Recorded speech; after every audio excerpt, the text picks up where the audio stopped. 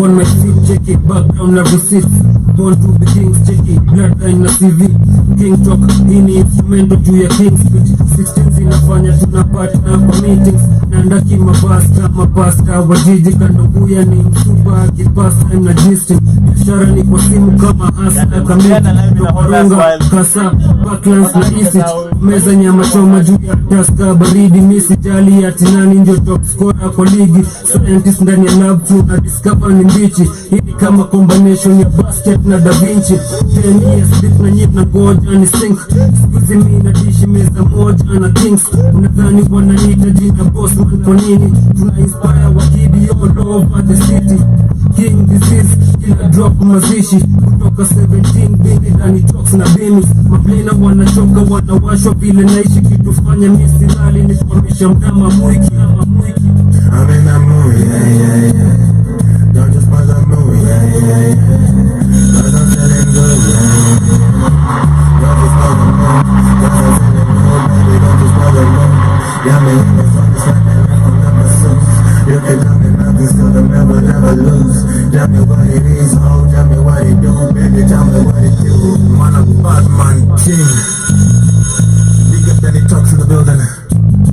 HR pale kwenye beats. And Hassan Pali, you know you got your boy in the building.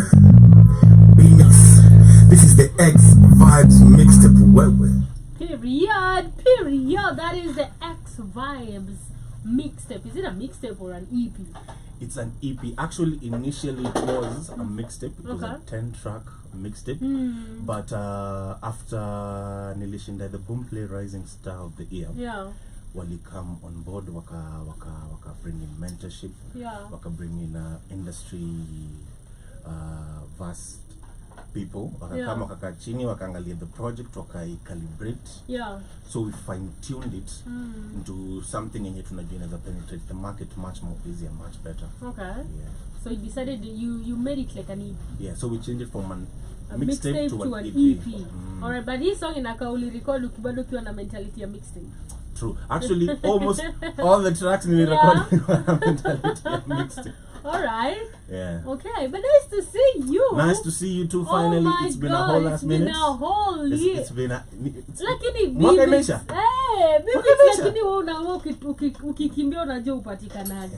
We never see you. Bmixx can go and go after. We're always on the run. After 4 years and come back. That's just how it rolls. But uzuri sasa ni always come back. I know, you always come back. Ukushakwa home. Venye inafaa. How are you doing though? I've been good. It's been amazing. It's been great. Kwanza with the Boomplay Rising Star program thing. Crazy. I'm learning a lot. Got the chance to meet industry legends. And yo, my guy, you're actually on the right path. Just need to work on 1, 2, 3. Na uko sawa. It's been amazing. It's been amazing. It's been a journey. It's been a process, and we're loving it. Amazing. Nice to see you. Welcome back. Thank you. Today we get to have a conversation about the whole EP. You're going to be listening to everything about that and get to talk about it. But apart from that, kindly, I know mina mjua vizuri. Some of our new people don't know who you are, so please do introduce yourself again to them. My name is Bmixx, Bmixx KE official. I'm an artist, an actor, with appearances pale kipindi ilikuwa inakujanga NTV, The Trap House.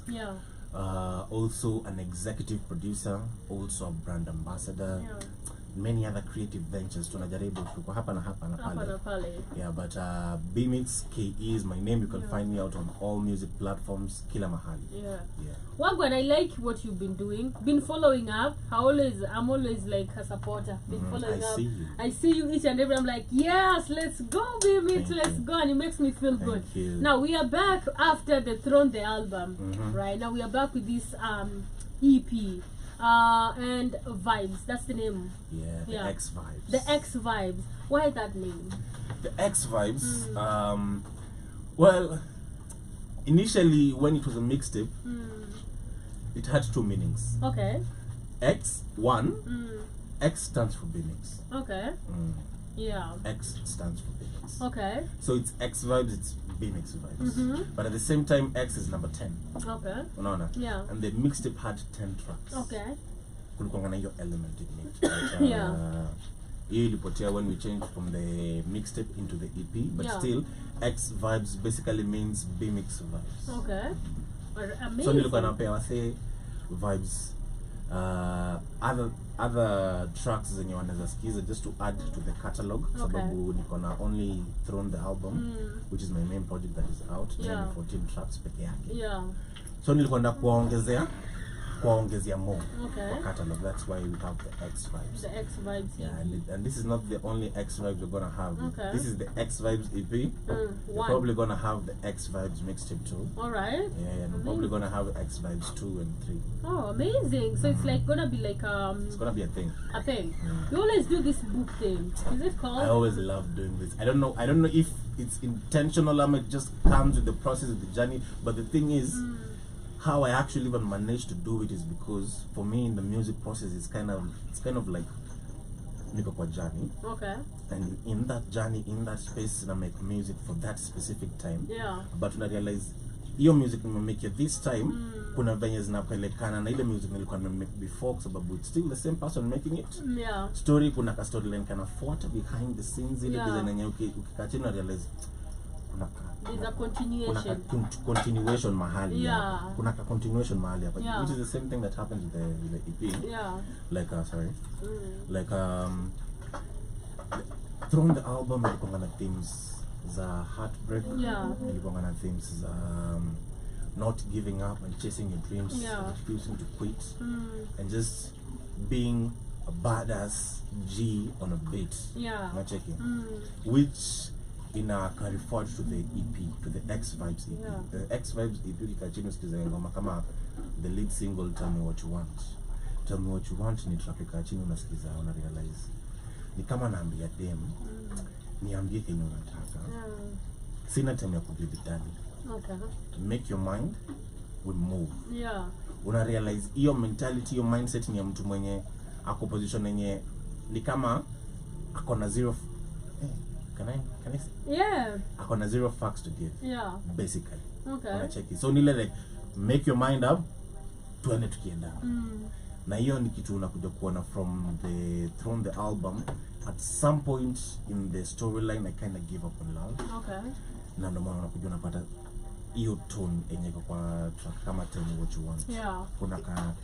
Kuna ka similarities zime come across. Amazing. So let's talk about what is actually the theme of the album, because we want to listen and talk about every song. What is actually the theme of the EP? The EP theme yake is basically it's just a little bit of kuonyesha what happens in the EP. This is, let me just give you a whole picture of it all. Considering Thrown the album being the foundation for this whole story. Thrown the album creates what we have as the Thrown verse. The Thrown verse, kuna vitu zina happen kwa hii dunia, kuna rules, kuna regulations zina happen, and laws that are part of this Thrown verse. And in this Thrown verse, una realize one thing, love is a little bit tricky. Ni kama una realize we're living in times where love is a transaction. And is that really love when it's a transaction? No, it's not. It's not. It's something else. Exactly. It's a little bit meh. But at the same time, kuna also another theme of always going after what you want, going after your dreams, irregardless of whether you're broken down, falling or failing, just going at it relentlessly. Now, unaweza note, kenye inakufuel, kenye inakupush, it's not necessarily the goody emotions, the goody feelings, the love, the vidavi. It's kind of like the heart, the pain, the negative emotions, the negative challenges in nimepitia, zinakuwa the fuel. And hiyo inakuwa fuel ingine noma, kwa sababu kuna difference ya mtu mwenye anasukumwa na positive mindset na negative mindset. Watu kuna mmoja amechizi. Definitely. Kuna mmoja amechizi. So the themes in the EP, utapata themes of kama on Tell Me What You Want, kuna hiyo theme ya ni love. It's kind of lovey-dovey, I'm kind of flirty. But at the same time, when I realize it's not really love, it's more kind of like the superficial, physical kind of love. Still deep. It's not the deep love, neither the physical. just passing by type shit. Okay. And on A, it's basically just me flexing on a beat, reminding people I can flow na niko na cadence ingine mwenda. Yeah, so definitely. take time, listen to me. Yeah. At the same time bado napea storyline yenye ilikuwa ina happen in the throne verse. And okay, the next track that is not the usual. Basically, it's also a flatty kind of jam where why are we going with this theme? What is the inspiration behind it? well, initially nikifanya the X Vibez mixtape, ilikuwa ikue 5 tracks side A, 5 tracks side B, 5 tracks side A ilikuwa ngaya madem. Oh, okay. Ilikuwa for the girls. Okay. I wanted to make music madem wenye wataweza kupenda, something they can vibe to and listen to. And at the same time ilikuwa kutengeneza ngoma za boys. So there was side A and side B. Yeah. Now ukirealize with these tracks, zile tracks that made it into the EP, it was actually 2 of each. Yeah. 2 from side A, 2 from side B. From side A to gonna tell me what you want na A. From side B kuna tell me what you want na not the usual. Side B kuna A na the masseuse. The masseuse. Okay. Na themes basically me flatty kind of love. At the same time, I'm still showing people niko na flow, I can do this stuff. Yeah. And at the same time, I'm just reminding guys, I'm a beast. I'm a beast. I'm just bad. All right. Period. As we get into that, I want us to listen to Tell Me What You Want. And then, of course, we get to talk much about it. Yeah. Amazing.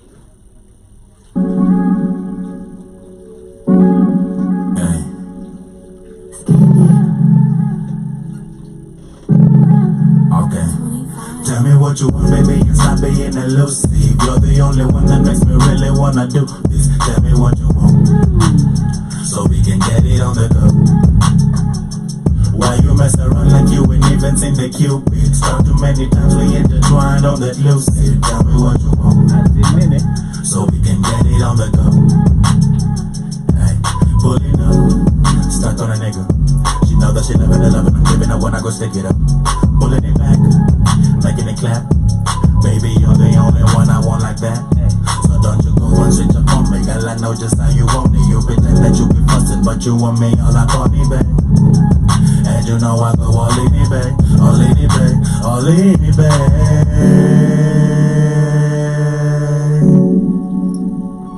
Tell me what you want.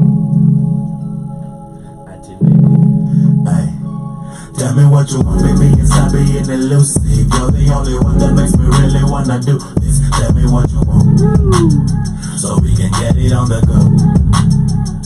Why you mess around like you ain't even seen the Cupid? Struck too many times we intertwined on the lucid. Tell me what you want, so we can get it on the go. Ay, baby, nigga on, nigga fit, nigga rider.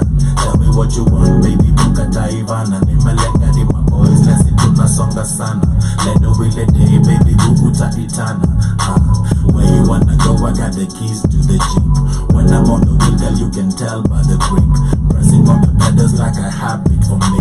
I do it very gently till we're moving in speeds that you couldn't predict. And I'm rocking the Jeep and I'm making you sing on a daily if you want. Baby, tell me what you want, yeah. Nigga on, fitty, rider. Tell me what you want, baby, bukata Ivana. Nimelenga di my boys, let's see tunasonga sana. Tunasonga sana.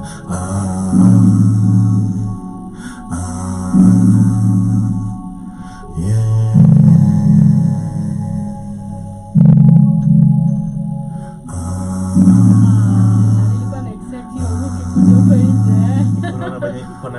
Psychedelic ending. Yeah. It slows you down and eases you on to the next track. Pole pole bila kurealize. Oh, we're already done. Yeah, una realize ala kumbe ngoma imeisha. Inakuacha una vibe. Inakuacha una vibe. Amazing. I love Tell Me What You Want. What's the inspiration behind it? Tell Me What You Want. When I was making Tell Me What You Want, nilikuanga niko space yenye there was this story. Kuna kagazum kalipanga kako pale. Okay. Kana nipea vibes lakini ni kama aieleweki. You're right. So like, are you in or are you out? Are you out? Yeah. And I was in this position like, make up your mind. Okay. just make up your mind. Na nikikwambia make up your mind, I'm not telling you on a sarcastic type of tone, type shit. I'm telling you make up your mind so we can get moving. Okay. Not at tumeacha. Yeah. Just make up your mind so we can go. Yeah. Tuendange. Vibes zitukutie mbele. Zitupate mbele. Vibes zitukutie mbele. Na ndio maana we have the X Vibes EP. Venye inafaa. Oh my god, I love this song so much. Who did this song? Who actually is behind the audio? Goddamn. Are you still making your beats? Nah, I never make my beats. Yeah. I never make my beats. What I do, I have a plethora of different producers, na beat makers. So honestly, yeah. Because this track actually, in as much as imetoka saizi 2023, we actually recorded it during the Throne era. Yeah. Back then. Okay. Na ilikuwa inafaa ikuwe kwa hiyo album. Haiko kwa album. Ni ati after nilikuwa nimemaliza kurecord the album, so the album took 5 years before it dropped. Yeah. During your period nimemaliza kurecord the album. I haven't released it yet, but at the same time I'm still in that creative space. Yeah. Still writing. So now nikaandika, but this is gonna kando. Okay. Finally we have it. All right. Then it was supposed to be like a single prolly that you ilikuwa iko single actually. But what came about with the X Vibes mixtape ilikuwa ngani ati nilikuwa nataka ku clear shelf. Okay. Nilikuwa nataka ku clear zile tracks zenye zilikuwa zimetoka na nimeandika during the Throne era. Yeah. Sababu during your time nilikuwa bado na I was still writing, even right now I'm still writing. Yeah. Nilikuwa nataka tu ku clear zile zenye zilikuwa behind shelf. Yeah. Na ndio maana kuna tracks kama Tell Me What You Want, Not The Usual, Adi Your Age. Hizo ni tracks zenye nilikuwa nimeandika na kitambo. Okay. Kitambo sana, and finally they're coming out. Yeah, they're out. All right, but let's talk about, apart from even that, let's talk about now what has been happening, because you've been telling me there was this boom play thing that happened. Yeah. Tell us more about that. Well, with the boom play thing, what happened? Nilishinda the boom play Rising Star of the Year. Ni program mwenye boom play wame initiate. Yeah. Na ni program, but then I realized I think hadi Mdundo wako nayo. Yeah. Mdundo, they also have a Rising Star of a certain period. Yeah.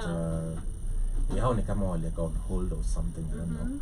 But Boomplay now came up with theirs, and I was the first beneficiary of the program. Yeah. Nilikuwa the first winner. Na niweze kushinda, first of all, there are a couple of things Boomplay usually looks, and lazima umepitisha certain checklist. Yeah. Like for example, lazima uko na recent tracks on Boomplay this year. Certain is the last year. Lazima uko na something fresh, something new. Okay. At the same time, lazima uko na 50,000 streams on Boomplay. Yeah. Not cumulative kila mahali. Yeah. Specifically on Boomplay. Yeah. Yeah. So with that in mind, yeah, we'll fit the category. Yeah. Currently we are on our way to 100k. Yeah. Tushagonga 100k streams. Yeah. Actually tuligonga 100k streams with the EP. Oh, amazing.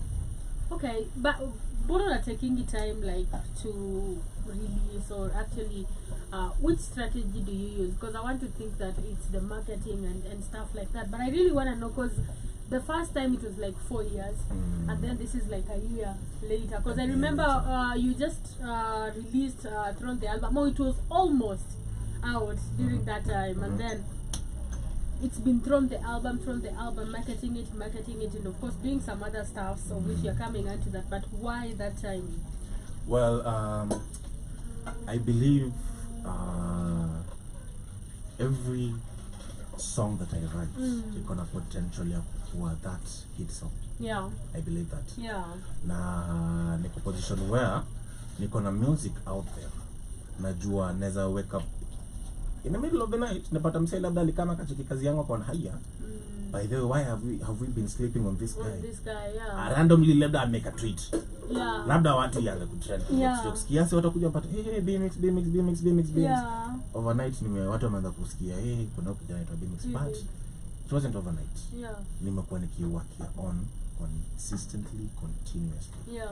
Na I always believe ukitoa good product, good music, yes, good music itajiuza, but at the same time haimaanishi tu upload pale YouTube na ni hivyo and you're done. Exactly. You have to market it, you have to promote it, and as an artist you have to be very loud with your own music, with your own art, kwa sababu ukiongoja mse mwingine akuja kupromote, nani atakupromote? Nada. No one can see the dream the way you do, no one can see the vision the way you do.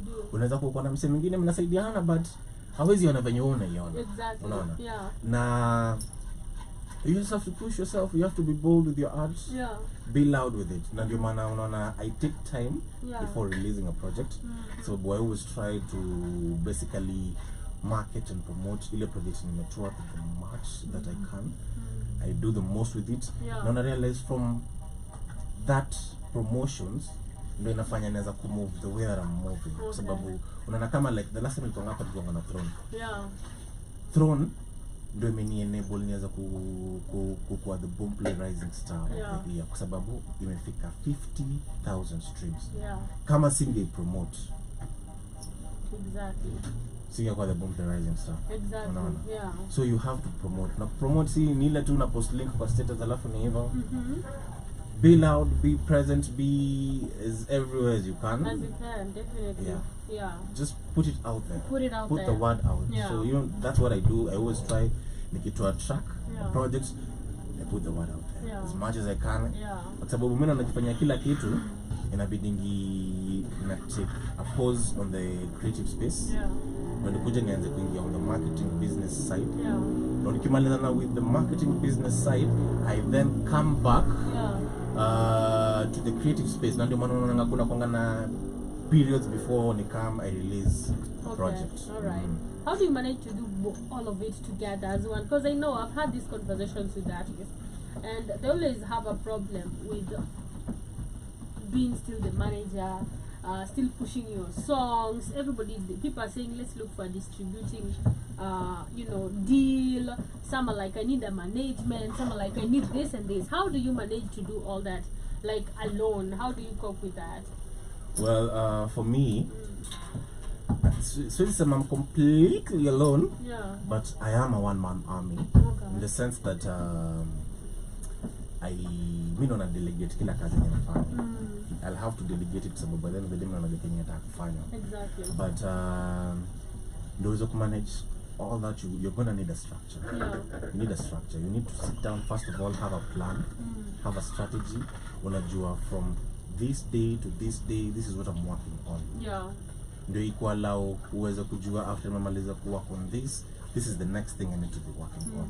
Lazima uko na ka sort of timetable umejipanga, umejiorganize in a certain way. Otherwise, you being a one person team doing everything, unafaa kufanya graphics, unafaa kufikiria venye video inafanya kushootio, bado una script write, bado unaandika hiyo ngoma, bado unatafuta time ya kwenda ku produce, bado unafikiria venye unaenda ku-market, bado unatafuta interviews. You have to have a structure. Na uipeleke na utaratibu fulani. Na ka timetable. Una delegate, unasema hii wiki tuko production. Nashughulikia production na kisha nimefuatilia producers, niko in the mixed masters and all that stuff. After that nasema hii wiki ni story na ku-upload. Nafuatilia hiyo story na ku-upload nini blah blah blah. Hii wiki sasa currently we are promotion time. Because time promotion sasa unajua sasa hizi ingepa studio. Unaona? So niko hiyo space ya kusukuma the EP and all that. Kwa hiyo space. After nimepromote after a while itafika mahali tena nitapotea kidogo nirudi creative space. So planning and strategizing and being organized. Without being organized, having a plan. Without planning, you're planning to fail. Alright, basically. Literally. Amazing. But as we go on with our questions, I want to ask you, personally, how is the recipient of the song, of the EP? Wow. I don't know how this always happens. This is the same thing that happened with Throne. Ilipokelewa vizuri sana. And I was like, I'm glad. Guys are taking this in spades venye inafaa.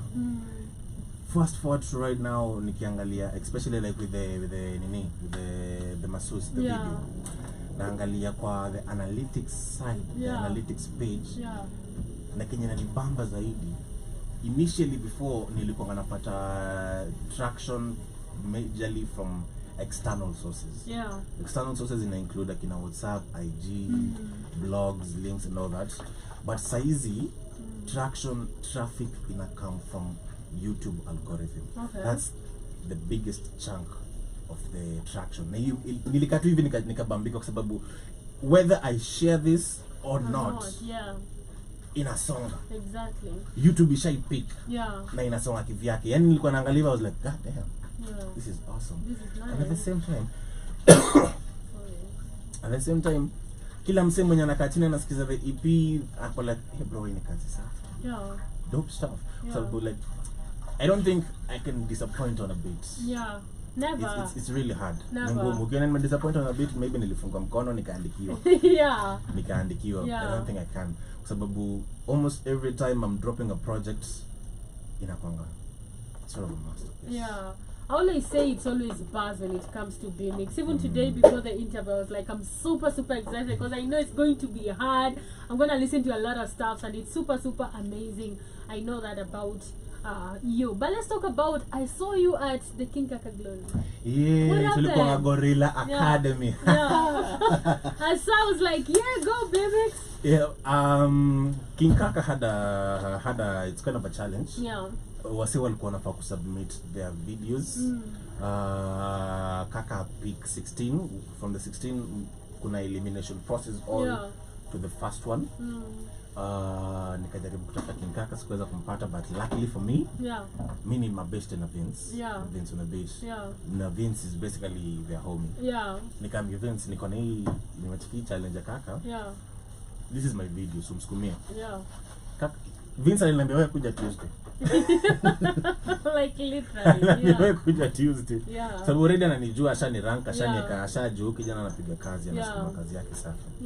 So come Tuesday we come, we did it, we represented Mali tulianza. The challenge ilikuwa unaekewa beat live from the top. Haujawahi sikia that beat before. Na sasa unaekewa beat uisikize tena alafu ndo uwekewe tena ati ndo uanze kuspit. Beat imekuwa hivi 1 2 3 go. Okay. Go. Kenya nakuja kwa kichwa ndo unafaa kuspit. Kama ikoje kwa kichwa staga imeenda. That's it. Imeenda. And it was like 30 seconds or what? It was 1 minute. 1 minute. Okay. So unaekiwa beat unafaa kuroga. Na I think especially with the challenge King Kaka walikuwa wanatafuta moso per se. Ni mtu mwenye wakimpea, sababu mwenye alikuwa anashinda alikuwa anafanywa EP, a 3-track EP, video, na anakuna do 200 Gs. I don't know why, but the essence on the production side thing, na feel walikuwa wana look for someone mwenye wangempea such a deal, ingekwanga wamemuinua zaidi. Unacheki? Mtu mwenye honestly kuna watu unakaa chini unasema yeye mjamaa alikuwa na deserve, kwa sababu kama angekutana na msee kama King Kaka mpe hiyo chance kuinuka hivyo, ingekuwa tricks. So mimi sikuweza kumanage ku pass the 8-man mark. Sadly nilikuwa naambiwa votes zangu zilikuwa spoiled kwa sababu watu walikuja kutumia #BmixNation. Na watu walikuwa wanafaa kuandika tu Bmixx, which is, kwani ulituambia nini Bmixx? Niliwaambia muandike BmixNation. Of which BmixNation is me. Alright. It's me literally. So what is the difference between #BmixNation and it's the same name? I didn't understand the whole thing, but it is what it is. But what did you learn from that? What I nearly pick a couple of things. First off, being in that space, na hao wasanii wote 16, nikarealize kuna wasanii wengine pia wamejituma. Si kwa mimi peke yangu. In as much as nakwanga nimejituma na design nyingine si ya kawaida. Kuna wengine pia wamejituma. Na watu wanafanya kazi. Na ni pia psych. Pia kuko in that space unaweza kuongea na King Kaka. King Kaka ni mtu tunakuwa tukiangalia tangu tukue watoi. Tangu tukue watoi. Tulikuwa hapo na King Kaka tukiargue, nikimwambia anasema making music in this time and era is the easiest kwa sababu time yao ilikuwa tafa kuanga na hizi facilities and all that. Na mimi namwambia yes kaka. Na mimi namwambia yes kaka, ukweli kuna ukweli. This is the best time to be an independent artist, sababu almost kila kitu unazipata online. Ukisearch utazipata. But at the same time it doesn't necessarily mean it's easy to break out. Because your time was harder. So at this time kuna challenges zenye ziko hii time because hazikuwa I feel like now it's easy, yes, but there's a lot of people. Exactly. So you lazima upenye katikati ya millions and millions of it's people. easy right now to make music and distribute music. So when I online, you search for an online distribution platform, distribute your music. Karibu kila mtu sasa ukirusha mawe sasa hizi out of 10, 3, 5 probably ni wasanii. Exactly. Kila msanii ni msanii. Challenge inakuwa ku stand out. Sababu almost kila mtu akiwa msanii ndio uweze kufika pale na uweze kusikika ndio uweze ku stand out. Unaona? See, it's not easy. It's not easy. Being here where I am doing what I'm doing. It's not kidogo. Kidogo ni tricky. Kidogo ni tricky. So nilikuwa naambia King Kaka yes, ni kama venye unaona mkiwa form 1. Kulikuwa na zile challenges mlikuwa sijui kama mlikuwa mnamonaliziwa. Nyinyi mko nazo? Na sisi kama madress tulikuwa na monalization. What is that? Monalization ni ile the form 4s, form 2s wana bully the monos. Okay. Na hizo vituko zilikuwa zina happen. Sisi tukiwa form 1, form 4 anasema zile challenges zile alikuwa amepitia kiwa form 1 na saizi akicompare na yetu ni so easy. Exactly. I don't know, we having it easy. Sasa hizo kuna msema ameibiwa mattress. Analalia juu. Blanket ilitoka choo. I just say it's easy. It was so bad. Unaona? It's tough. Naona nikinoma. Kimemramba. Unaona? Fast forward, mtu mwenye alikuwa sasa form 1 amerusha mablanketi amefika sasa kwa form 4. Yeye akiwa pale form 4 akiangalia challenges umeona anapitia. Anaona you guys are having it easy. I know. Unacheki. Which is the way nilikuwa na feel the same way na King Kaka alikuwa anasema. Generational, nyinyi mkiwa kila mtu akiwa kwa hii space, kiwa space yake anaonanga hapo mali yako ndio ngumu. Exactly. Anaona mwingine ako pale you are having it easy. But ujuangi huyo mtu pia mali yako amekapitia. Anakulwa kichwa. Hata nikwambia hadi wale wadosi. Wadosi wako na stress. I know.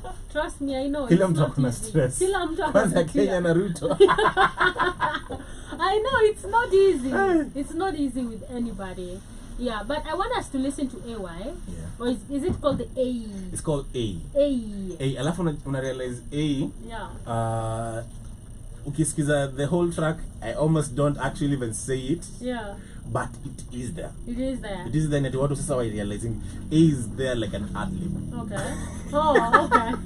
Iko hapo kama ad-lib. And at the same time for the hook, I say the days of the week. And for the days of the week zinaishana. Is it Sunday or Friday? Every day of the week zinaishana na AY. Oh, for real? Monday, Tuesday, Wednesday. Okay. Unaona? Makes sense. Zinaishana AY. Wase na jio wako wamepick but I could never be me.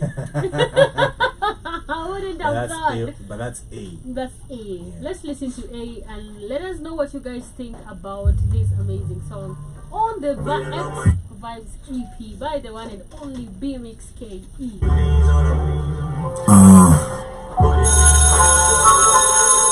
Hello. Okay. Yeah, I got this one shorty that I'm really tryna get her alone. And if she lets me in her panties, then I'm taking it off. She throw it backstage like she be craving the phone. And if she brings that ass back, then I'm taking it home. But to carry that ass like I'm Sylvester Stallone. She in position, get to creaming while she bounce on the pole. Switch positions, get to licking, then I fight for some more. And if she ever says she wants it, then I'll take her to Rome. And let it be known that this story's never been told. The way I get up on the mic and then I leave it in smoke. And if a rapper coming after bed, they feeling so choked. That's why they never really happy, man, they feeling provoked. But me, goddamn, I be feeling so stoked. Cause even legends came and told me that my music's so dope. Even Shorty came and told me get so rich with drugs. And only ones that can relate are the ones who've been woke. So I Pray down on my knees on a Monday. I'ma kill a beat on a Tuesday. Put it 6 feet on a Wednesday. And keep on praying they won't catch me on a Thursday. Cause I've been rocking it on stage on a Friday. I still been rocking it on stage on a Saturday. Then I say thanks to the Lord they didn't catch me even once. Never sleeping on a job even Sunday. If I wanted I could kill it like I always do. Even if I didn't want it still I overdo. Man I kill on the beat, man I kill on the stage, man I kill on the scene. It's a deja vu. I'm overloaded like a semi-automatic when it comes to killing beats on the stage. I let them have it. Despite them knowing with me, it's a force of habits. They can never predict me up on the beat. I'm so erratic. I'm overseated in the kitchen, sing next, and it's a long line on my list. That's why I'm feeling really blessed. And for once, I'm gonna say what's really on my chest. Cause I got a lot of stuff that I keep close to my vest. I'm the best to ever do this. You just didn't realize. No way to claim I'm goat when I get to reach your rise. If you never even listen when the kid was still alive, then you shouldn't even bother when I'm feeling dead inside. Cause I'm pray down on my knees on a Monday. I'ma kill a beat on a Tuesday. Put it 6 feet on a Wednesday. And keep on praying they don't catch me on a Thursday. Cause I've been rocking it on stage on a Friday. I still been rocking it on stage on a Saturday. Then I said thanks to the Lord they didn't catch me even once. Never sleeping on a job even Sunday. I'm about to freak, man. I'm about to jump up in the backseat with this chick, man. Shorty from the first bus, man. She really was the shit, man. Didn't think she'd end up here seated on my beat, then. Shorty, she a baddie and she also really big, then. When she brings it back, you can say she's really gifted. When she calls my name, man, it gets my mind twisted. They got no time for talking, say she wants me on her deep, and like, oh no. Lord knows I've been waiting for so long, she say. The part I sang about her was a 10 on, so now she wants a nigga who be really hands on. Her body kinda magic, so I cool her down with my tongue. Welcome to my world. Serving hella vibes with the right touch. This mixtape is shaking and not stuck. And bet you will enjoy it, you have my word. Pray down on my knees on a Monday. Kill the moon. Basically, I say every day of the week. I do this every other day of the week from Monday, Tuesday, Wednesday, hardly Sunday. Kila siku. And I've noticed also it has the same ending as the first song. Ikona ka feel flani. Yeah. Create the X vibes. Una realize by the way, for the X vibes, yeah, nime rap, yeah, but still hard, the way I usually go. Yeah, you always go ahead. Go hard. I know, yeah. So isi kwa nataka kwenda hard sana. Yeah. Nilikuwa nataka kwa something a little bit soft. Yeah. Why the change of that? Are you trying to go commercial or what are you trying to do? I'm trying to make something more guys can listen to more easily. Okay. And at the same time, unajua na nilisemanga this from the last interview nilikuanga, and I always say this. I'm an artist who can rap well. Yeah. I'm not a rapper. Yeah. I'm an artist who can rap well. Yeah. So stakangi watu wanekenga kwa hiyo box yati uwe nafaa kwa na rap 24/7 yake ati ile speed ya Eminem. Yeah. By the way, ukisikiza Tell Me What You Want, I was kind of singing. Yeah. Okay. Yeah, cause Tell Me What You Want, you were actually singing. I wanted to ask you, like, Bmixx you know, you have this deep voice, and I always actually question, a man with deep voice, can they sing? But literally, body na form. Inakuwa tough kuimba kama mwanaume na uko na deep voice. For real? Hata mimi honestly I wouldn't say I am 100% confident in my singing voice. Yeah. But I'm 100% confident in my songwriting skills. Yeah. So najua naweza andikia. Thing is unajua ni kuandikia the sound. Yeah. Ukiandika unaandikia with the sound in mind. Yeah. So when you unaandika you have to make it your sound. Your sound. Yeah. Pole nitakuja niwaambia hapa mshike mnasikia John Legend mshindwa hii. Brown nini? Mshindwa John Legend. Unaona manya John Legend akona kana ka deep voice. I know, right? Mshindi kwani Bmixx. What happened? Oh my god. But what is this song about? Because I hear like very sensual. Yeah. Very sensual too. Kuna ka story unaona kianza inaanza nikisema kuna kadem fulani. Yeah. Nilikutana naye pale back. Nikapa napea watu story. Okay. Imagine I'm perform nikiandika hii song hata nilikonga na nikiperform kwa stage in mind. Na imagine niko kwa stage na nakuperform lakini na wapea story. Yeah. Unaona? Okay. Naambia backstage kuna story fulani alikuwa amekaa. Na huyo story venye alikuwa amekuja. Yeah. Ni kama alikuwa anataka she was craving some Yeah. Na cheki. Yeah. Na hiyo story inaendelea develop from the shorty from the backstage, Yeah. to me coming on stage, Yeah. killing it, Okay. leaving rappers in smoke, Yeah. and showing guys I can do this from Monday, Tuesday, Wednesday, all through Every day of the to week. Sunday. Exactly. Alafu inakuja kwa verse 2 naambia wasi na kwa verse 2 is basically me telling guys Yeah. nikitaka I can kill it. Yeah. Hata bila kutaka I still kill it. Yeah. Sababu I overdo. Yeah. Unacheki. Whether I want to or not, Okay. I kill it. Yeah. Kwa stage, kwa beat, kwa scene. Yeah. Ni deja vu. Alright. Unacheki. Na hiyo ni kama kuambia wasee I'm literally a beast. Yeah. But at the core of the matter, man's a beast in the booth. And that's the one thing you folks can't deny is the truth. Yini tunasemanga kwa the masus. Yeah. Basically, na flat na wase kidogo ni kuwapia story, but at the same time nakumbusha mimi ni G. Amazing. Amazing. Because it's actually really kind of deep in a way, very, very deep. Because even the choice of words on the song is super amazing. Thank you. To hear that song. But let's focus on another thing. Just some random stuff right now. What is happening right now in the 254? Inakupelekaje? Because you know, you were saying na serikali ya Ruto and everything. How are you coping as an artist? Yeah. Yeah. Kuna point ilikuwa imefika.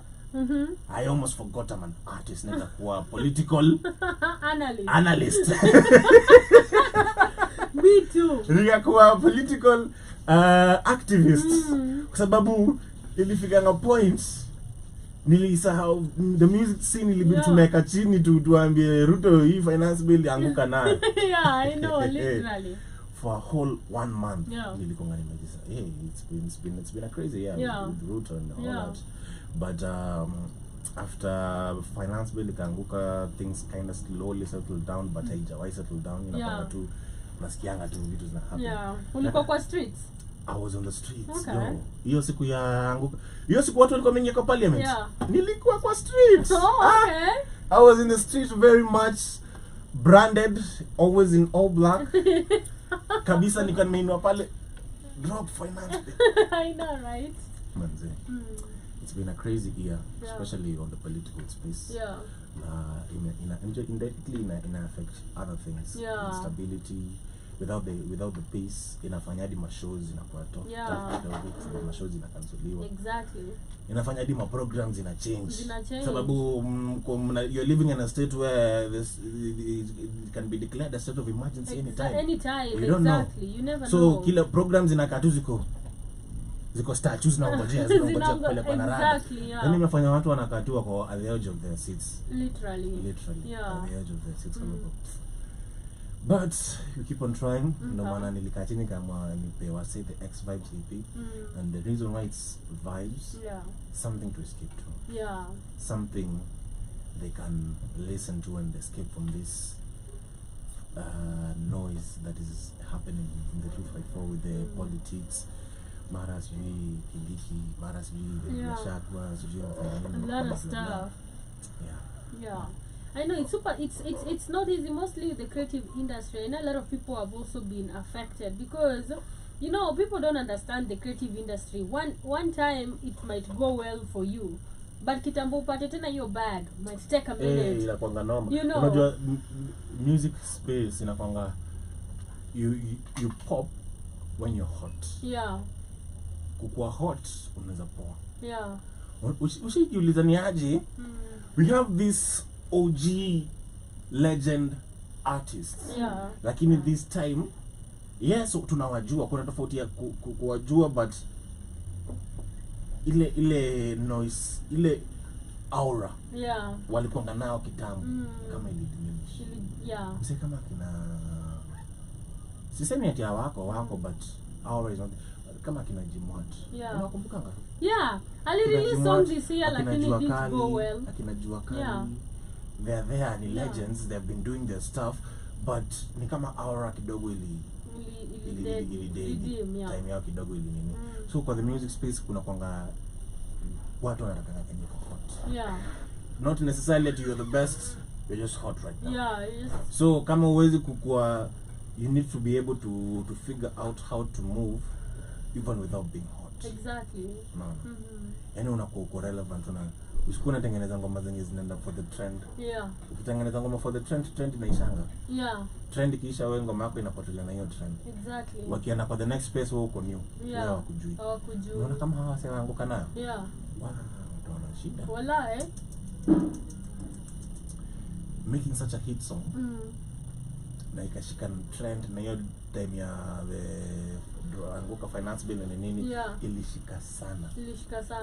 I think even beyond what they expected. Exactly. What even Kenya, beyond even what Kenya walikuwa wametarajia. Yeah.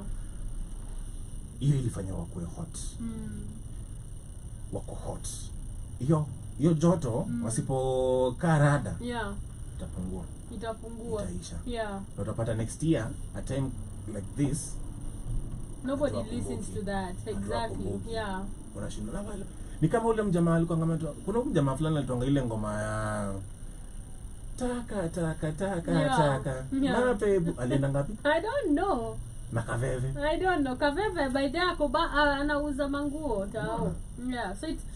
So what is your thought talking about hot and what is trending about urban tone? You know? Urban tone I feel ni ona the gengeton sound. Ndio initially Kenya walikuwa nasema this is our sound, but at the same time walikuwa wako wajipokea kabisa fully. So they were trying to fine tune it, and that's how they came with the urban tone.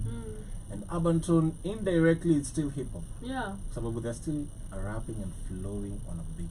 Yeah. Unacheki. But I believe it's a genre Basi wasipokaa rada inaweza kusaku kuenda a place mbali tena kama tu Gengeton. Yeah. Gengeton kuna time ilikuwa imekam. I know. It was everything. Ilikuwa imevuma. Saizi nobody listens to them. Akina Fix uko hapi. They're nowhere to be seen. Yeah. Wako, but they're not popping. Exactly. Yeah. They're not hot. So you're kukua hot and being relevant. Exactly. It's skill. It scales.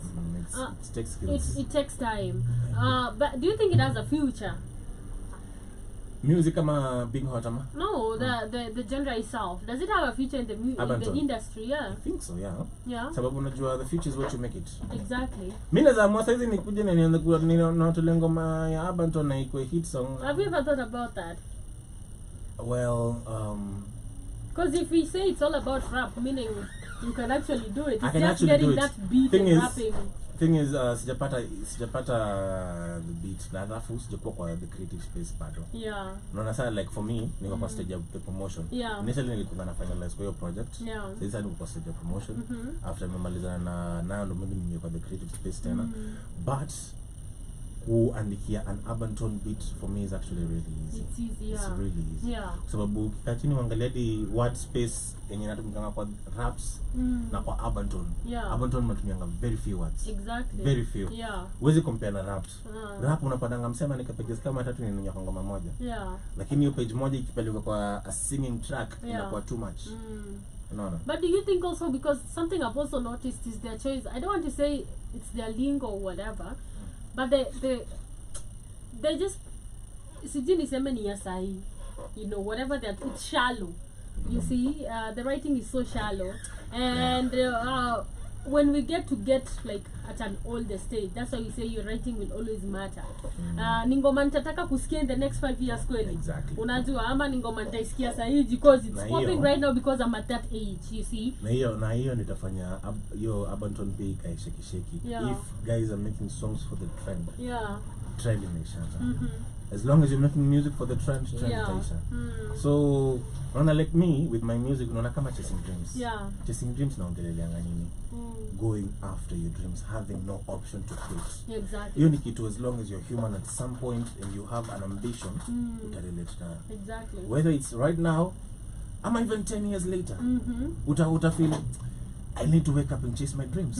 No. So inaweza pata chasing dreams inaweza kosa kukua a hot hit song. Yeah.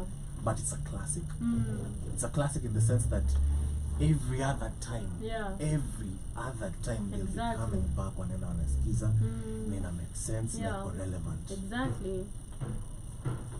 Yeah, so I still believe, yes, it might have a future, but again, there's a lot of stuff to look at, because when you look at lifetime songs, kuna ngoma nimesikia nikiwa mtoi hadi sasa bado nazisikia, and they'll never get The old. souls and the classics. Exactly, they'll never get old, because at a certain point somebody will relate to that. But I don't want to listen to booty every time or sex. And I'm not saying it's so bad. The urban tone, na ulikuwa umesema lingo, Yeah. honestly, the writing kwa hizi urban tracks, the trendy songs, zinakuanga shallow kwa sababu Kenya nafanya ngazi trend ni those shallow lyrics. Yeah. Hizo ndio vitu watu wanataka kusikia. Yeah. Unika kitu fulani na umesema, kwa hiyo ngoma inafanya wasee wana wao wamesema nini? Exactly, yeah. Kitu imemshtua. Yenye inafanya ako ngoja nikamsikize tena. Yeah. Aenda kusikiza ukwe hot, unakuwa hot topic. Umesikiza jamaa alikuwa amesema kuhusu lambalolo. Yeah. Lambalolo ni nini? Yeah. After mama za lambalolo. Nothing. So anaingia job. Exactly. Akiingia job story yako sio wamefunga. Wamefunga hivyo.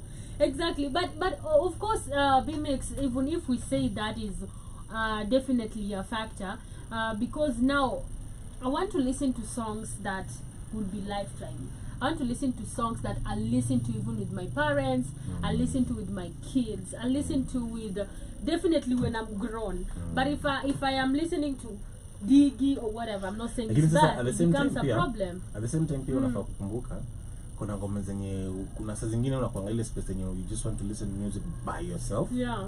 Na kuna ile time uko kwa sherehe, maybe you're the playlist curator. Yeah. You're listening music with other people. With other people. So it always depends pia na space yenye uko, kwa sababu kuna music for, I believe there's music for every time. Yeah.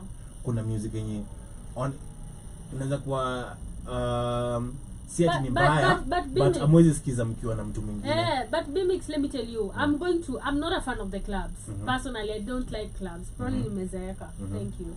But at the end of the day, I'd go to clubs like maybe once in a year, even after 2 years, right? That's when I can listen to those songs. But now because I work here, I love to play because somebody requests. But when I'm driving home, or when I'm just chilling at home, or with my earphones, and those are the songs that I listen to every day, and that is why the songs will get numbers. I will only listen to these ones only when I'm at the club. I'm at the club, so I'm with people, and rarely you find yourself maybe you're not with people. So do you feel like also it is the problem of the listeners, like to say, for example, ni wa Kenya, because we promote bullshit. Okay. Do you feel, because now people would give much sense to that type of music, but if you want to listen to good music, you want to listen to the X vibes, nobody's giving that attention, which is super crazy. Unajua Kenya wanapendanga Kenya's a jokers. Yeah. Literally. Wanapendanga memes. Yeah. Memes, Kenyans are meme lovers. Yeah. Too much to the point where everything is a joke. Yeah. They literally make everything a joke. So if your song is not Aiwachekeshi, your Bambi Kinjaro, I make the cuts. I make the cut. So unapata I believe it after time hizo ngoma, unless they are keen on what they are writing, itakuwa tough. Alafu the music listeners and the fans, unajua wana changing. Because now if you wanna write like really sensible stuff, nobody's giving you that attention. True. But write dumb stuff or just cloud chase. Watu watakusikiza. Kila Watu mtu watakusikiza sababu iko hot. But unaona kuna difference na unaweza kuandika sensible stuff, conscious music, na si watu wengi wanakusikiza, ni mmoja wawili, watatu. Mwingine akona a hot song, 1,000 people wanamsikiza. Yeah. Lakini out of those 1,000 people, later on when anaweza come ku recoup back, almost to zero. Yeah. Lakini huyu mwenye akona very few wenye anasikiza that music because it's conscious now, wanna relate to that. Exactly. Only diehards. Yeah. Real fans. Only real fans. Yeah. Amwezi relatiana. Ni watu mko the same category. Exactly. Uko na when balloon. Yeah. Ukidungo hivi unapop unapasuka. Mwingine ni ball. Yeah. Hata kidungo bado hata deflate kabisa. Exactly. Bado wako na structure yake. Yeah. Unaona? Yeah. Which makes a lot of sense. But of that, because now we're still talking about being hot in the game. There's this conversation that went viral, and as a rapper, I really want to ask you that about Kendrick Lamar. and Lil Wayne. Lil Wayne ama Drake? Forget about Drake, the Super Bowl thing. You see? And right now, Sini Drake, nani ndiye amechaguliwa? Kendrick Lamar. He's the one that is supposed to go there. But people are questioning because hiyo Super Bowl enda kuhostiwa kwa kina Lil Wayne.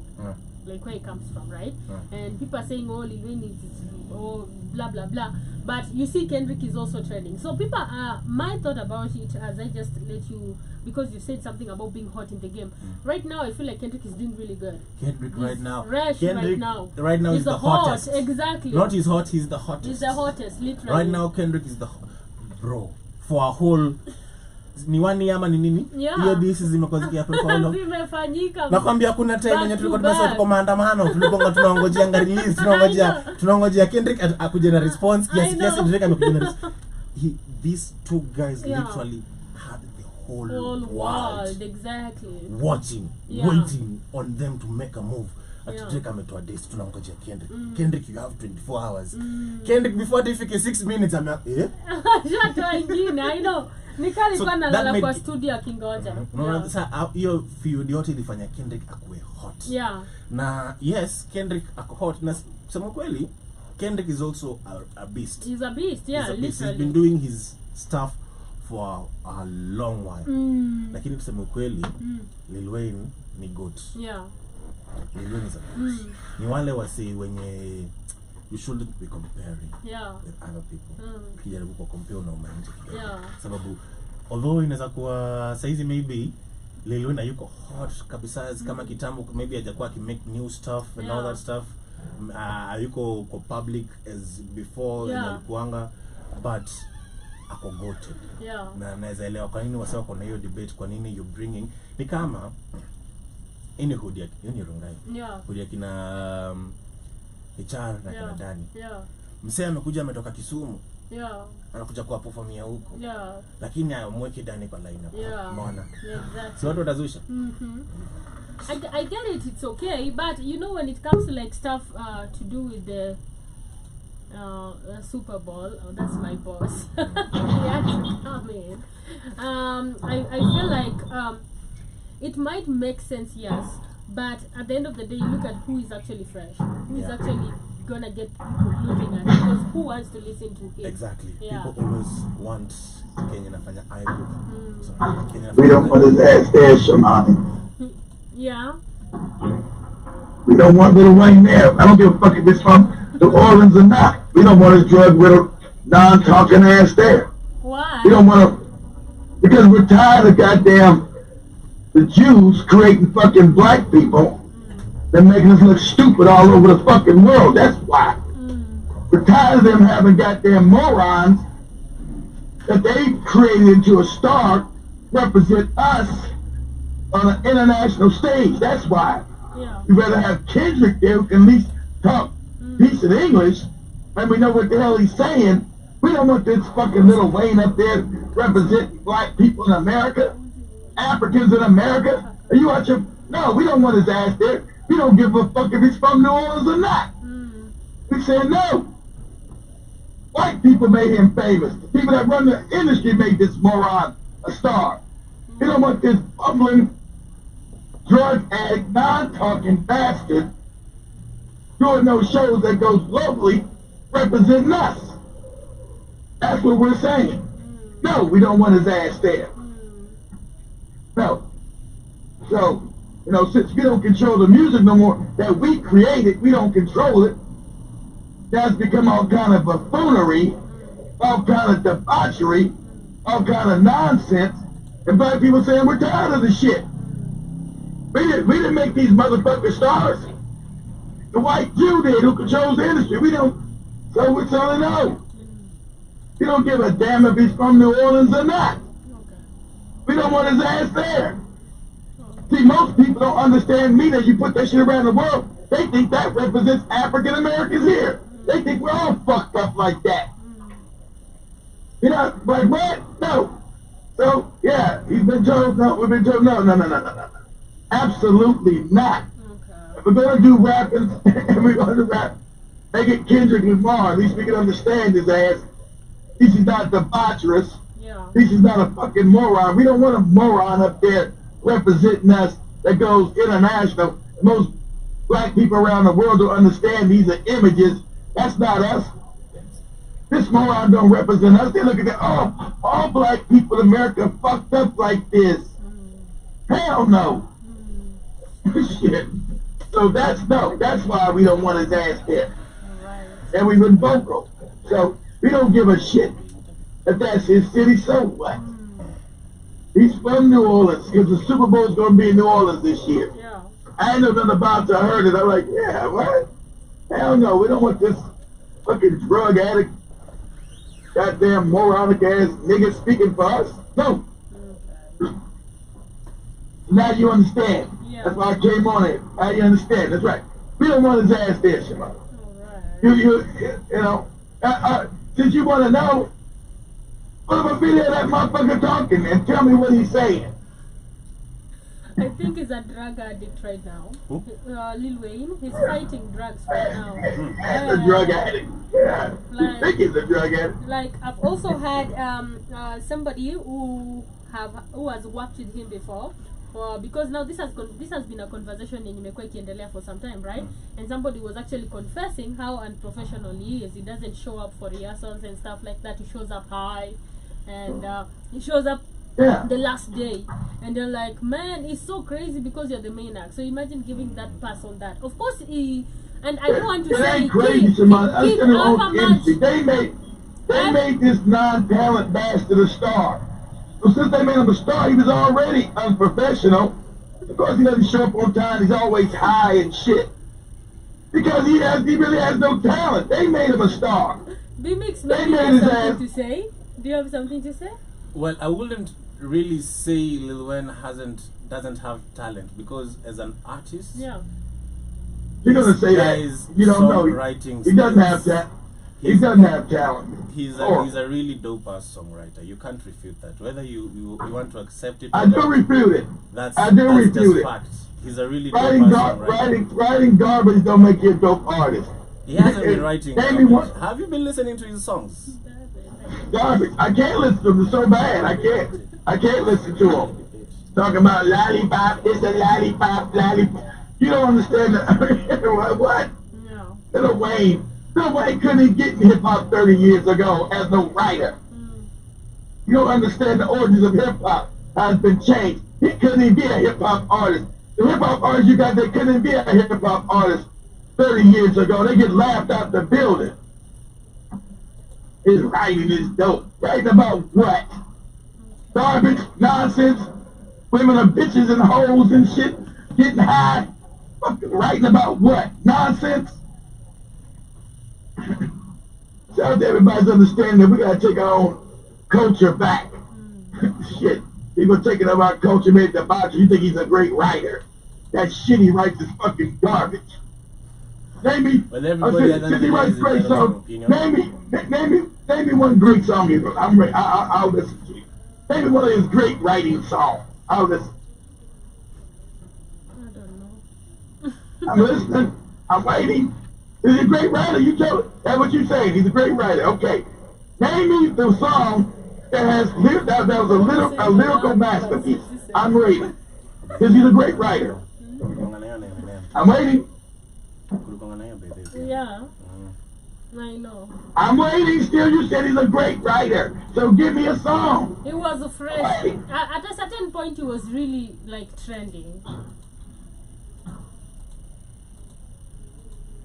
Listen, you understand how media works? They made his ass a star.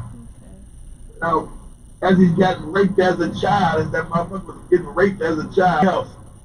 So his writing skills are writing. Okay, I'm waiting. Tell me the masterpiece he's written. Lyrically, I'm waiting. What lyrical masterpiece has he wrote? I'm waiting to hear. None. Because it is none. There's none. No lyrical masterpiece this moron has wrote. It's all garbage. It's all filth. Every woman's a bitch or a hoe and popping drugs and getting fucked up and what? Mirror on the wall. Somebody has said mirror on the wall on the comment section. Mirror on the wall? Yeah. I never heard that, but I gotta listen to it. I can't name one song that I've heard. My son's a goddamn record producer. He knows that shit's garbage. Like I said, that's what they listen to, Dad. I said, you know that shit garbage. Yeah, it's garbage, but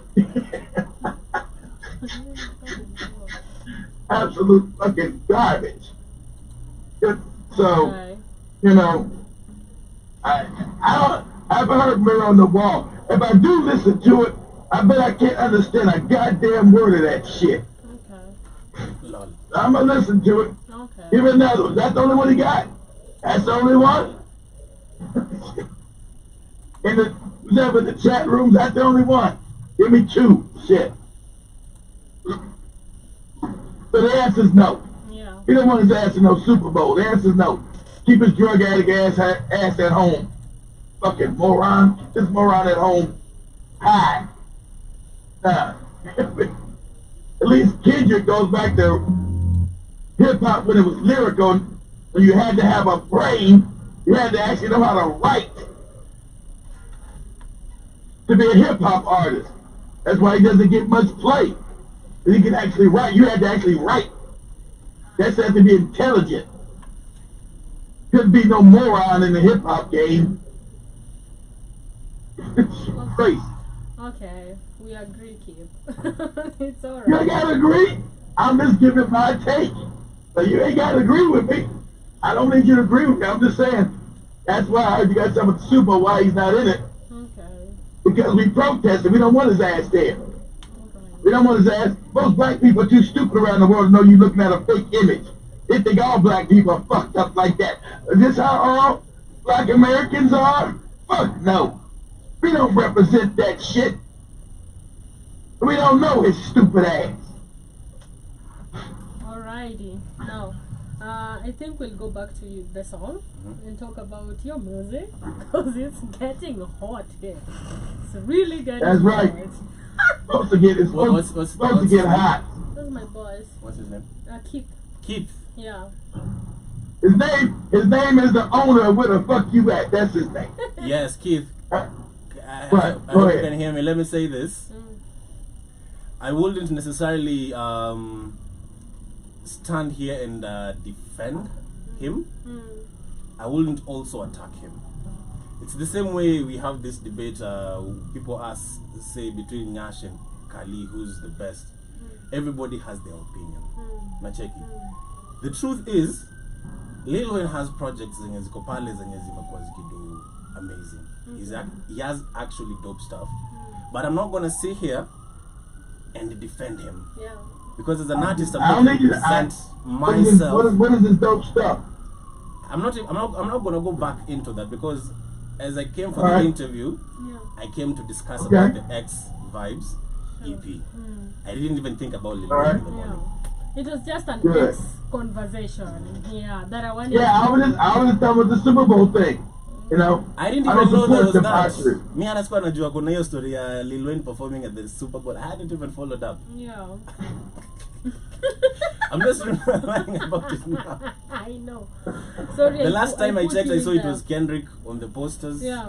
And that was it. Yeah. After that, I zoned out. I went back to my marketing plans and strategies and how I'm gonna work this out and the Boom Play Rising Star program thing. Yeah. So it's been crazy. I haven't even following up on socials. Yeah. Oh. I know, but I really wanted to maybe put you on and know your opinion about it.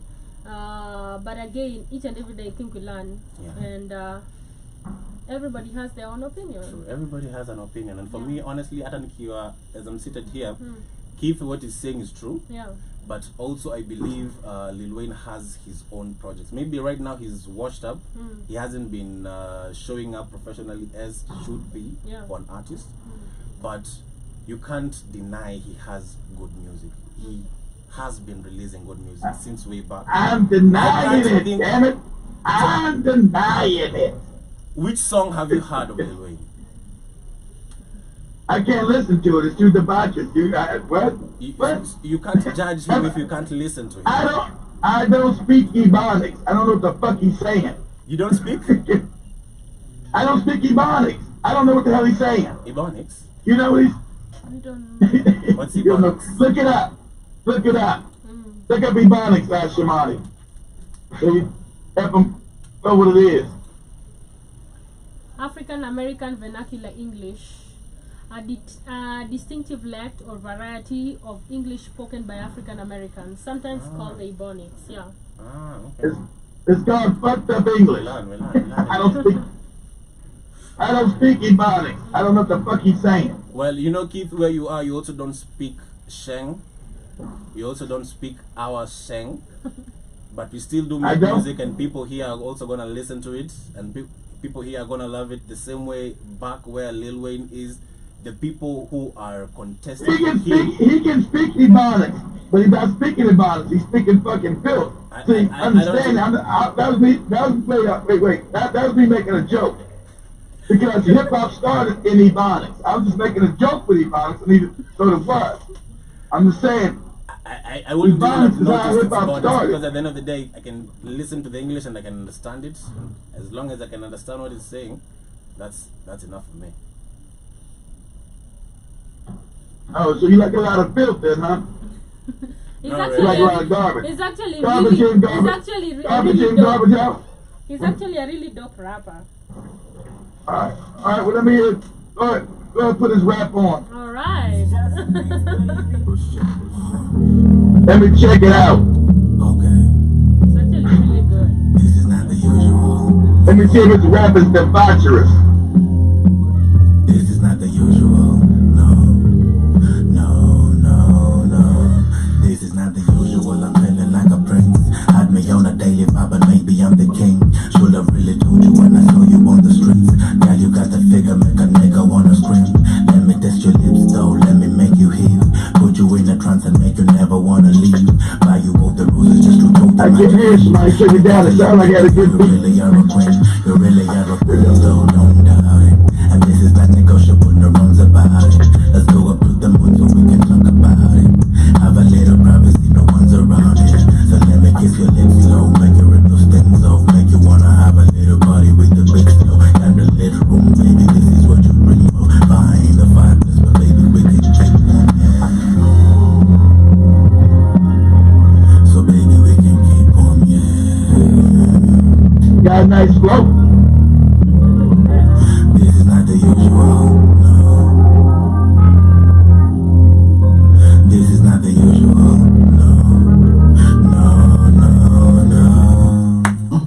Celebrate though. See your moves got me lazy. I'm moving slow. I got you from the 9. Better watch me. This is a Nigerian artist? This is a Nigerian artist I actually featured called Kushi Kush. Okay. The guy on the production and into a jazzy bass beats. Okay. He's worked with Akina Shenseo and the likes. Is he like Kenyan? He's not Kenyan. He's Nigerian, but he's in Kenya. In Kenya, but the one on the beat, is he? The Kushi Kush. Kushi Kush is Nigerian. The producer. The producer is also Nigerian. It's also Nigerian, but they live in Kenya. Yeah, but they live in Kenya. Okay. Closely, cause I rule you and yeah.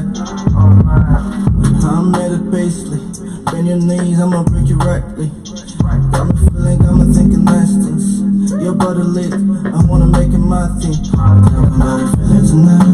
Got me ready, got me in the mood and vibe. I'ma make your legs shake, make it messy tonight. Make you wanna squeeze the shit, make it messy tonight. Yeah, baby girl, you know I make your body go crazy. Body trailing, body looking like a girl sex.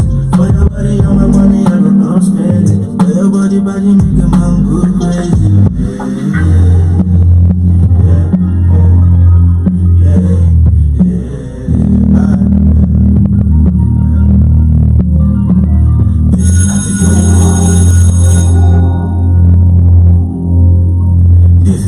Hey, I like that.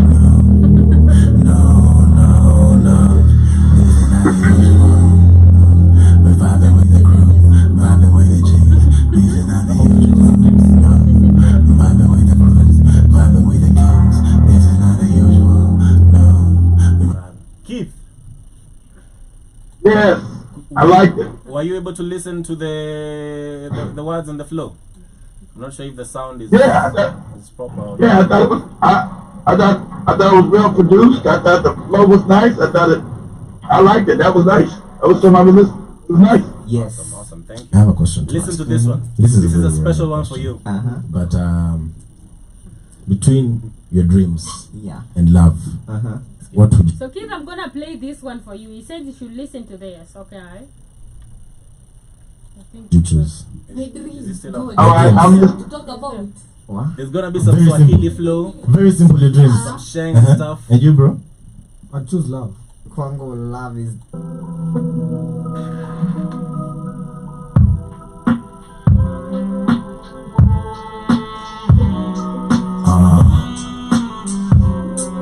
Okay. Right now I'm pacing, chasing, can't stand neither sit. Practically no one make me out of damn I can miss. See, I only got two options and they both for the win. And we can drop the facade, there was no option to quit. Damn, nerve-wracking and almost nerve-wrack. Whether you thinking it's the same and not, it really don't matter. I've been through a lot of shit and I still really don't. When it comes to chasing dreams, then it really does. See, my mindset is unstoppable. Now you're thinking it's laughable. I'm gonna make the impractical become friends with practical, eh? I never a day. I'm giving the ducky away. I'm just in my dreams till I work in his place. I live in a big, but I'll be one day. I'm not stuck on my feeling, just wanting the villains who thinking they're killing my dreams. I don't break up in the States. You cannot catch up, but you cannot match up. You cannot relate. Don't want any fakes. You went for me, then need to leave. Not to stay. Use this game before we go face. I'm never doing this, we cannot delay. Use this game is mine for the take. And damn it, you know what you better behave. You do better, you than say to my face. I promise to handle with passion and grace. So I'm a villain, I'm always for winning and quitting and never be much of a cake. Hope you see and whether the feed becomes another piece of my plate. Nama yang nabazen wameti. Oh, na tunaizika leo. Nikipya kwenye bitu tati. Oh, na tunaizika leo. Mnacheza na nani nani. Ni kwa beat ni mazishi yenu. Mina Frank kwenye bitu tati. Oh, na tunaizika leo. Leo.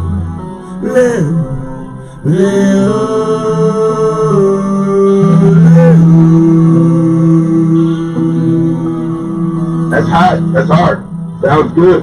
That's actually some art behind it. That's why he never blew up in America, because it's not the botches. He's that little way. That's awesome. That's how rap used to be. That's fucking hot. Thank you. Let's check it out, my guys. That's hard. Be sure to check it out.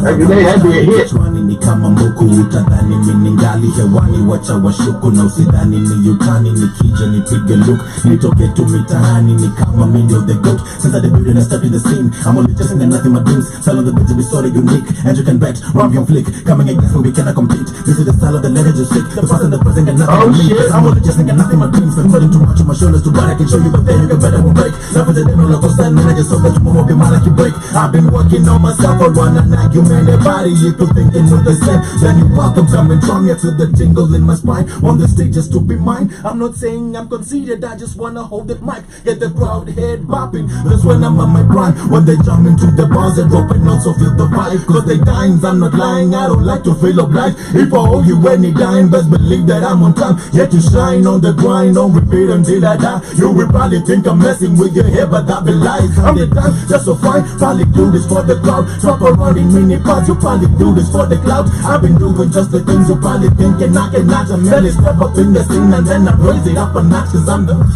God on the love, God on the love, God on the love, God on the love. That's why hip hop outside of America is better. That would be a hit. That shit was going all the way through. That would be a hit. That's why hip hop outside of America is better than that. Cause that's a fucking hit. You're saying if this was in America, it will be a hit. Yeah, but we don't own the music anymore. You would 25 years ago that would be a hit. We don't control it anymore. They like Africans in America. We don't control the music no more. True. That's a hit.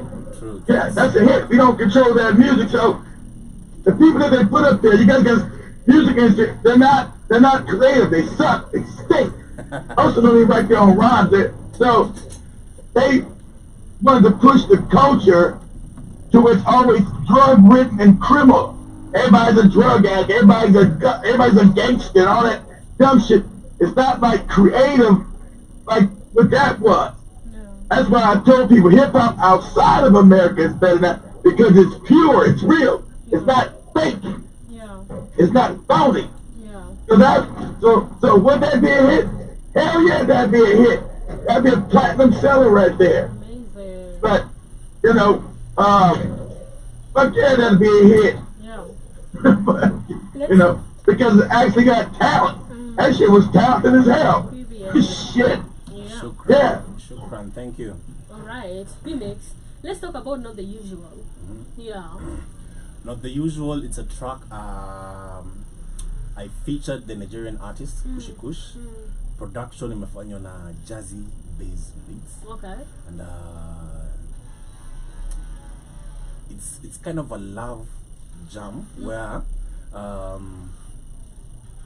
Bmixx actually kinda has a crush. Bmixx another crush. Yeah. But imagine if that happens. But in this album, in this EP, you've been having like all this gully vibe. You've been flirting around. I've been flirting around a lot. Sababu, I was trying to make music that more so for the shorties. Okay. I wanted to make something for the shorties because from the album it was some hard stuff. Like Chasing Dreams. That's some hard stuff. And ilikuwa nataka something a little bit softer. Okay. Something a little bit slower, calmer for the ladies. And unaona kitu kama Not the Usual. Imetulia, it's very chill, very soothing, and it actually puts you in a mood. Okay. It's a vibe. It's a vibe. All right. Why would you feature Kushi Kush? Kushi Kush, he's been a long time friend of mine. Okay. Tangu, it's been for a whole last minute. And why not? Okay. Let me talk about, of course, this is your first international collabo? No. I can't even count which is number, but this is some who've had quite a number of them.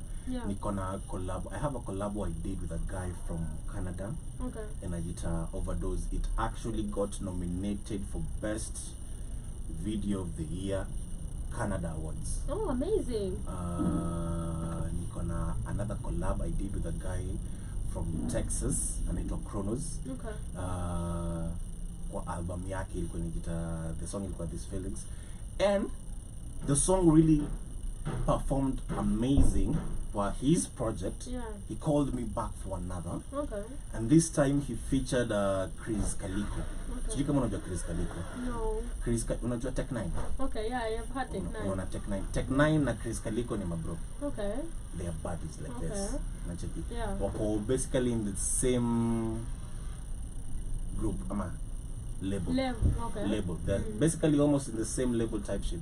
And they've been doing music together for quite a long as well. I think I'm talking now type shit. Okay. So this is not even the first. Nimefanya a collab with a guy from Tanzania na mwingine from Malawi. Inajita nini? Instagram girls.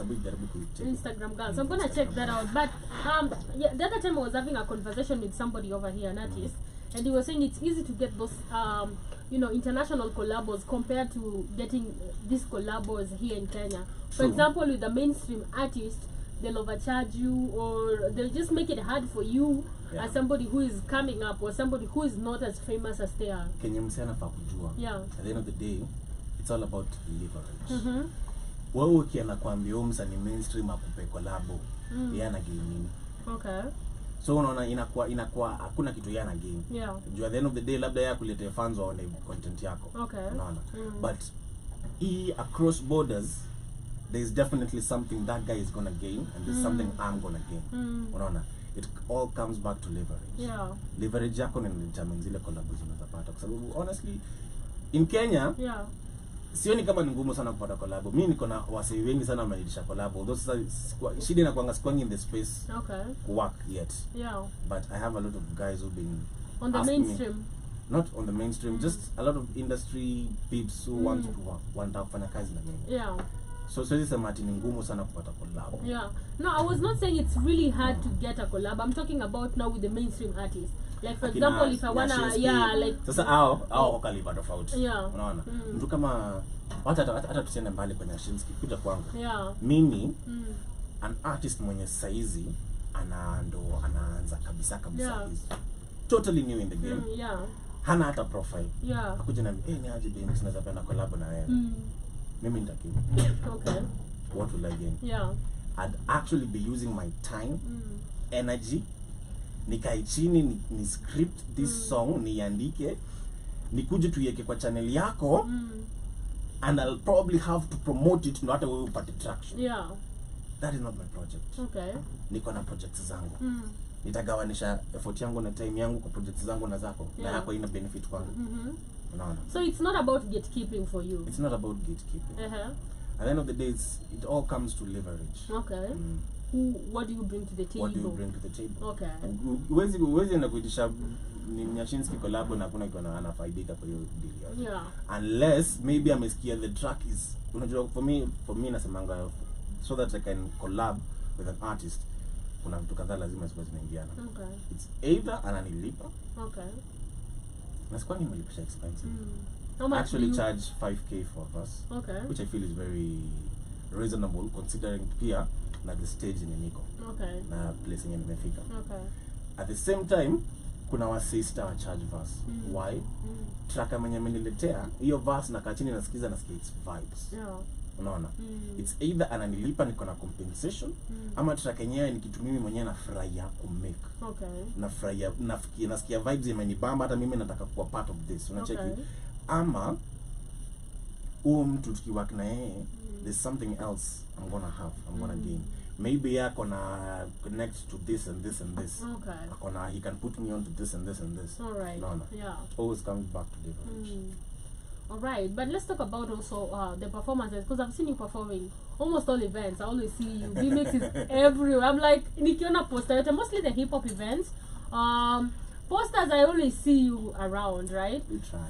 Yeah, that's really amazing to see that, because of the I remember even after 4 years, of course you've been in the industry for a very long time, because even before that, 5 years before, let's say almost a decade, right? Yeah, actually inakuwa ngumu kwa sababu professionally I've been in the scene for I think since 2019. Yeah. But I was behind the scenes since way back. So I didn't even hard. But I can say professionally maybe it's 5 years. 5 years. 5 years. Okay. But you can imagine the steps that I've made. Yeah. That 5 years. That 5 years. Na kuna msee tulikuwa naye tukianza. Yeah. Tuko yeye hata ako already mbele ashafungua channel akona ma songs out. Mimi sikuwa. Yeah. But saizi as you're looking, place nimefika na place yako, he is looking up to me. Unaona? Yeah. Sababu ya venye una move. Exactly. Yeah, but do you feel very talented? Yeah. Thank you, Keith. When we look at now the performances and the people who put on artists, right? Like right now we have events, it's the festive seasons. We have Rafest, we have Oktoberfest, we have Blankets, and we have Lauryn Hill. Yeah. Lauryn Hill is coming. Yeah, Lauryn Hill is coming with Nyashinski on the same stage. Wow. Yeah. It's gonna be huge. I think that is the biggest Blankets and Wine event. I have was so out of it. I know you've been busy. I've been so up and down. I haven't even been catching up on what's happening on the social. Yeah. Mimi basically nikienda kwa social size nimetoka kupost. I'm coming to do an interview. After I posted that, I'm out. Because I really see you. Sometimes I might even text you and you might answer like weeks or like a day or two. It don't take that long. No, it does. You know, as for me, literally there's a difference because I basically work there.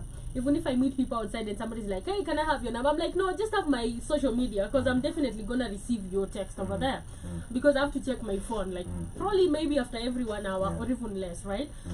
But let's talk about the events. How do you feel about these event organizers putting on Kenyan people on the map? Because right now we don't say Lauryn Hill is not. She's a big name. It's okay. We have Nyashinski over there. Same names. You see, when I say same names, we know the same names. Right now we have Adi all the way from the UK.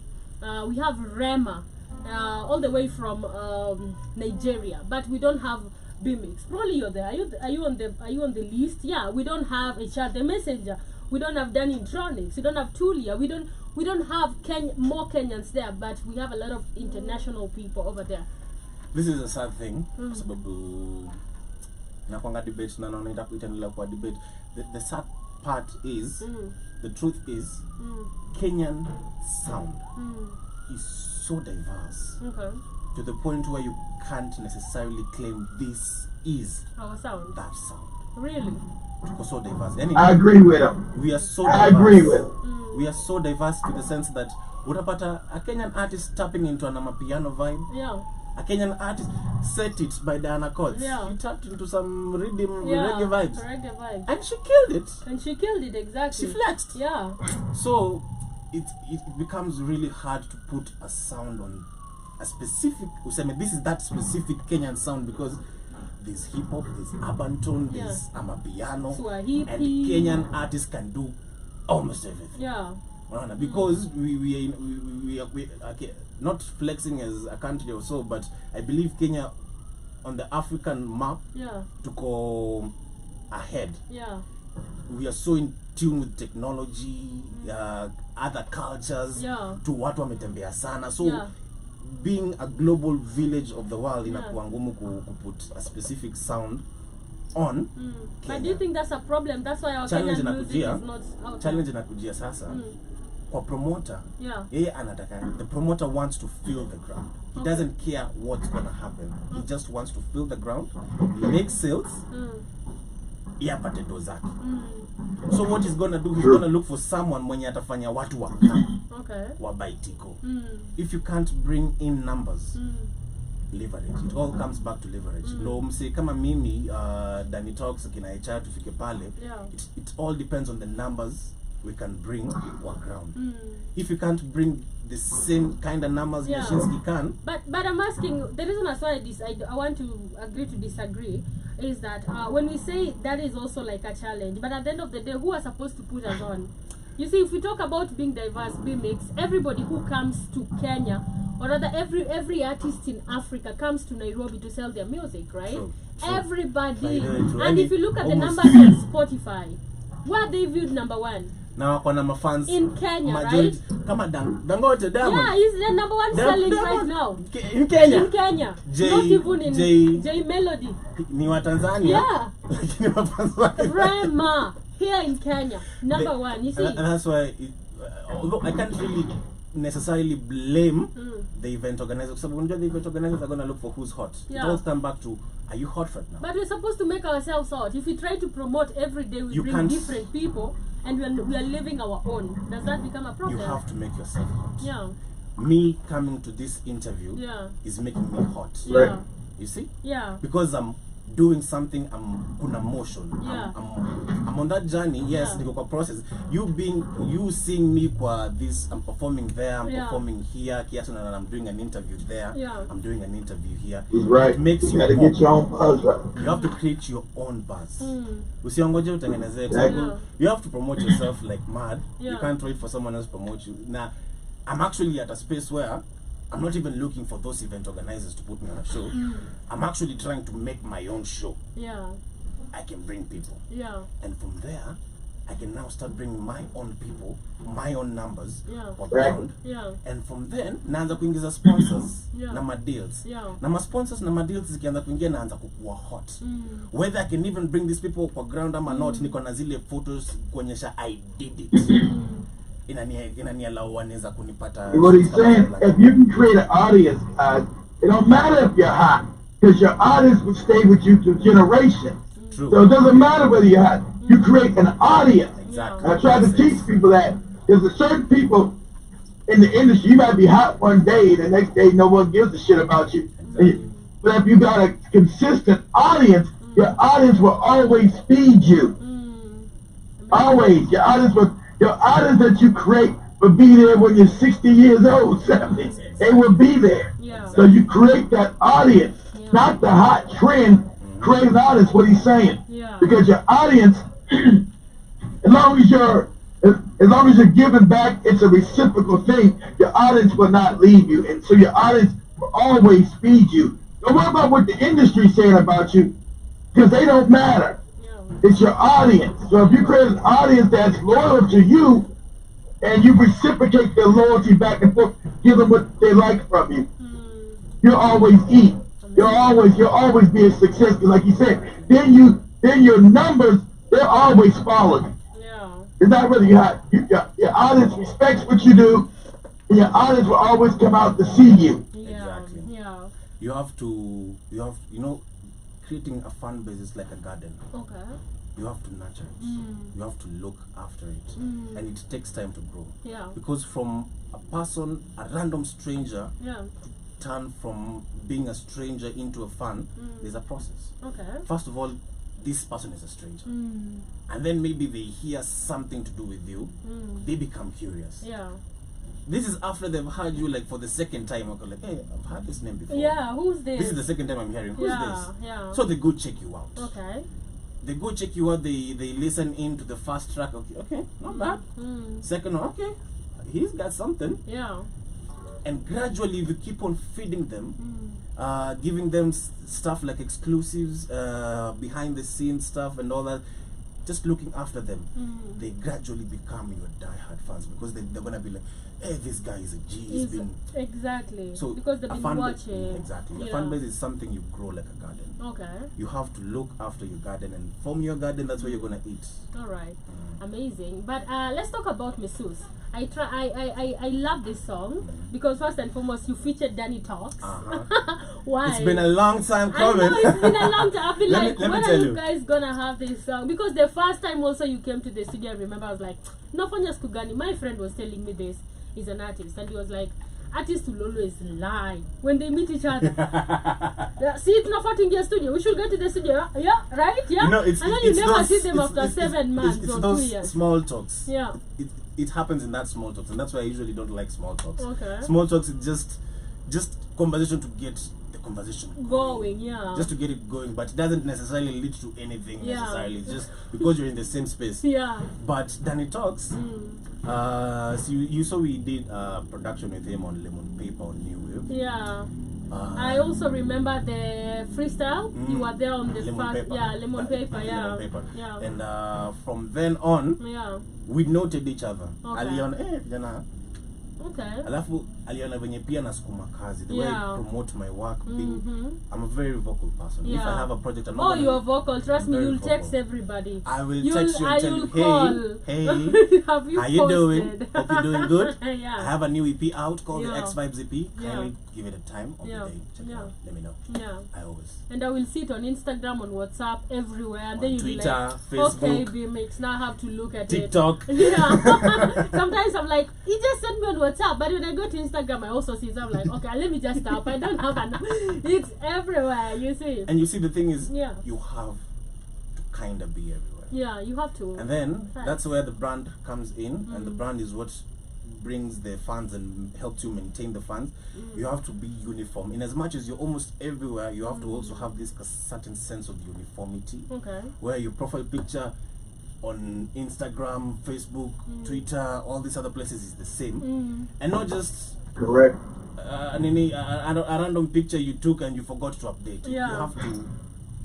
Uniformity. Exactly. Yeah. You have to look at the brand and package yourself so that when someone new actually does come to